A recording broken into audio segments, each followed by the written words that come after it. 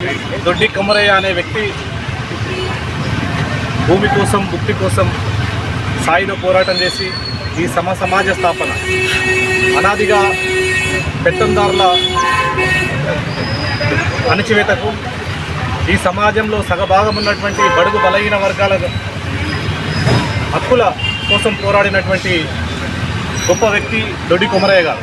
ఈ సమాజ నిర్మాణంలో, ఈ సమాజాన్ని చైతన్యపరచడంలో, ఈ సమాజాన్ని అభివృద్ధిపరచడంలో బడుగుల యొక్క బలహీన వర్గాలు ఈ సమాజంలో ప్రధానమైనటువంటి పాత్ర పోషించినప్పటికీ కూడా ప్రభుత్వాలు మారినా, అనేక రకాలుగా సంస్కరణలు వచ్చినా ఇంకా బలహీన వర్గాల యొక్క అభివృద్ధి కోసం అవసరమైనంత మేరకి ప్రభుత్వాలు ఆ దిశగా పనిచేయడం లేదనేది వాస్తవం.